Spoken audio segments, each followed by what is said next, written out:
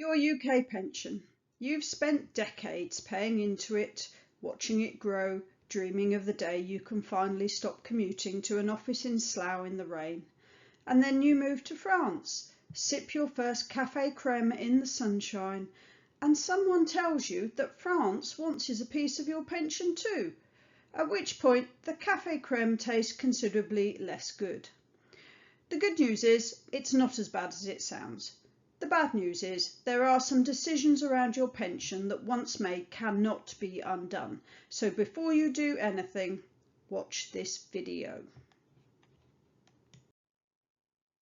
Welcome back to the Expat Accountant. I'm Ad, a UK qualified accountant and British expat living here in France. We've covered UK tax residency and French tax residency in the last two videos. If you haven't watched those yet, I'd recommend starting there, as today builds on that foundation. Links are in the description below. Today we're tackling pensions, specifically what happens to your UK pension when you become French tax resident.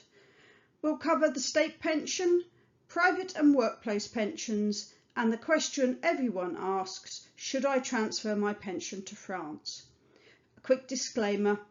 This is general information only, it's not personal advice, and pensions decisions in particular really do warrant specific professional guidance. Right, let's talk pensions. Let's start with the state pension, because this is the one that causes the most raised eyebrows among British expats in France. You've paid national insurance your entire working life. Decades of contributions dutifully deducted from your payslip before you even saw your salary. And the reward for all of that? A UK state pension that, as a French tax resident, is taxable in France. Not in the UK, in France. I know, take a moment. Under the UK-France double tax treaty, the UK state pension is classified as a pension arising in the UK but taxable in the country of residence. Since you're resident in France, France gets to tax it. The UK does not deduct tax at source from your state pension. It's paid gross, and you declare it on your French tax return where it's taxed at French income tax rates. Now, before you write an angry letter to both governments simultaneously, there is some nuance here. French income tax rates start at 0. There's a tax-free band. And the overall French tax system, particularly for couples filing jointly, can be relatively favourable compared to what you might expect. It's not automatically worse than the UK system, but it is different and you do need to declare it. One thing worth knowing. If you haven't yet reached state pension age, your national insurance record continues to matter. You can make voluntary Class 2 or Class 3 national insurance contributions while living abroad to top up your record and maximise your eventual state pension entitlement. Given that the full new state pension is currently over £11,000 per year, topping up missing years is often very good value. I'll do a dedicated video on this. It's genuinely one of the best financial decisions many expats can make and almost no one talks about it. Right, on to private and workplace pensions, defined contribution schemes, SIPs, old final salary schemes and the like. The general rule under the UK-France double tax treaty is that private pensions are taxable in France once you're French tax resident.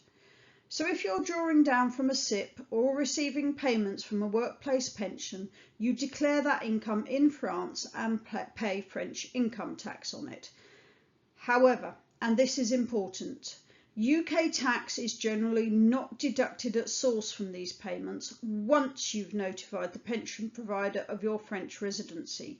You complete a form, usually an HMRC form relating to the double tax treaty, and the provider pays your pension gross, leaving you to declare and pay any tax in France. If you haven't done this and your pension provider is still deducting UK tax, that's something to sort out.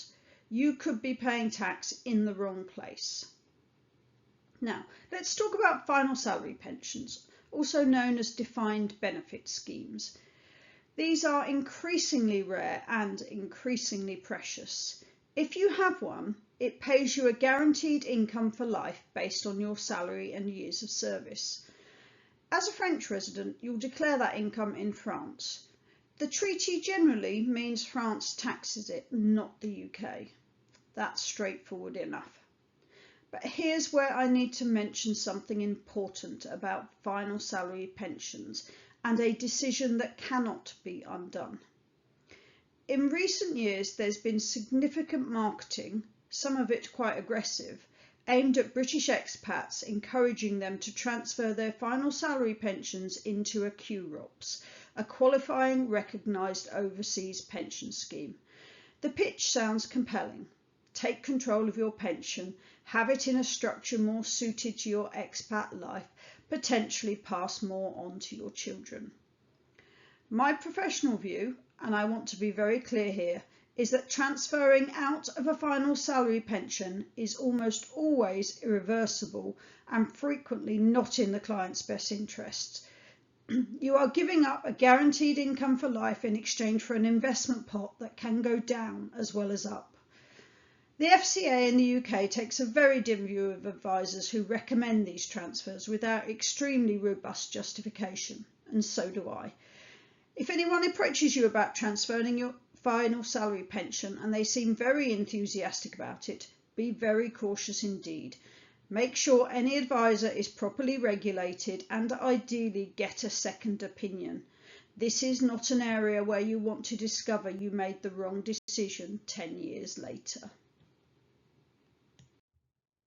Here's an exception that catches people by surprise, in a good way for once.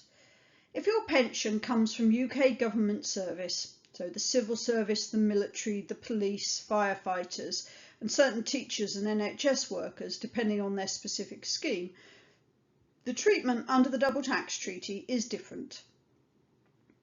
These pensions are generally only taxable in the UK, not in France, even if you're French tax resident. The logic is that these pensions are paid by the UK government in respect of public service to the UK, so the UK retains the right to tax them. France still requires you to declare them on your French tax return. France wants to know about everything, it's very thorough. But you'll receive a tax credit in France for the UK tax paid, meaning you don't pay tax twice. This is generally good news if you have a civil service or military pension. It also means your UK personal allowance remains relevant for this income, which may affect your overall tax planning. Do check the specific rules for your scheme though. The NHS pension, for example, has some nuances, and not all public sector pensions automatically qualify. When in doubt, check, preferably with someone who knows what they're talking about. Now let's talk about the tax-free lump sum, or as it's officially known in the UK, the pension commencement lump sum. Under UK rules, you can typically take up to 25% of your pension pot as a tax-free lump sum when you start drawing your pension. It's one of the genuinely lovely features of the UK pension system, and most people in the UK take it without a second thought. As a French tax resident, however, it gets more complicated.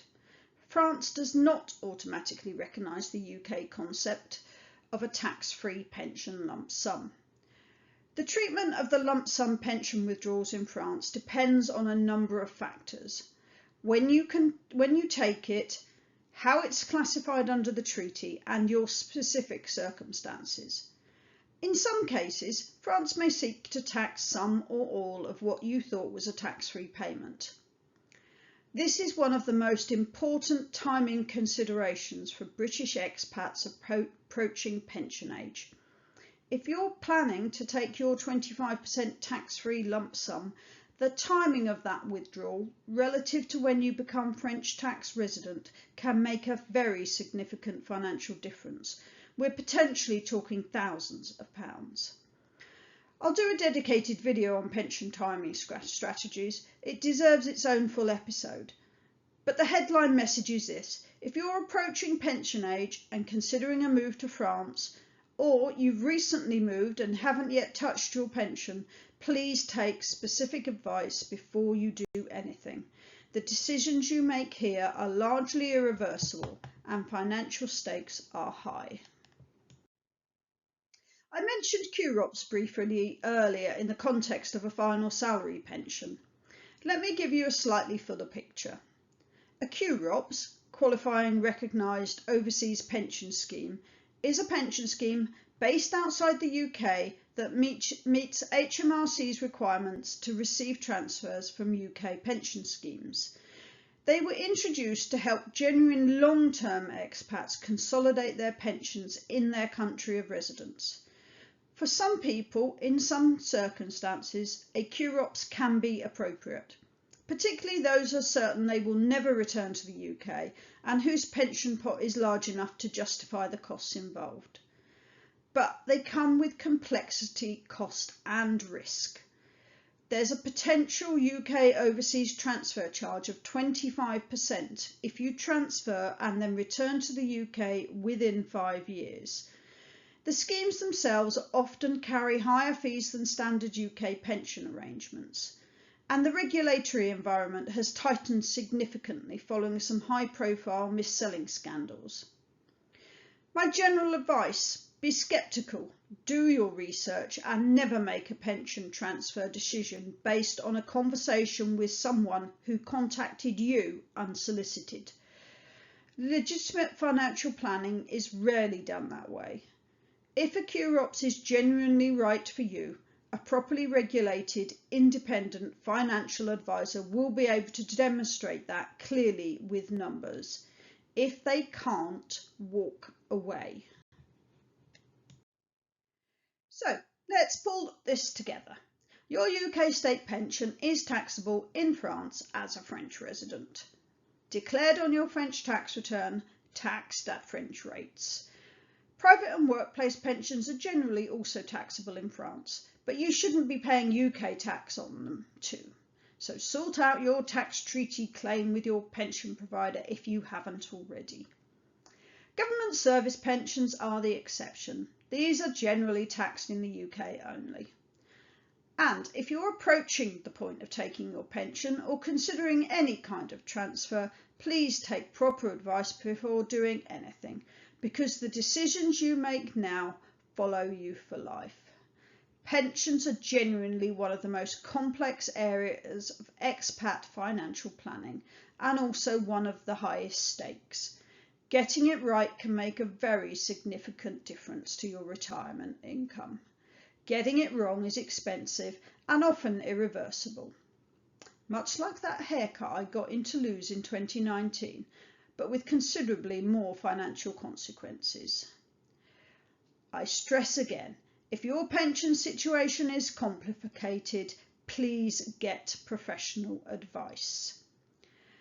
Next week, I'm answering the question almost every British expat who owns a UK property asks. Do I still pay UK capital gains tax on my UK property when I am French resident? The answer will surprise some of you. Subscribe so you don't miss it. Leave your questions in the comments below, and I'll see you next Wednesday.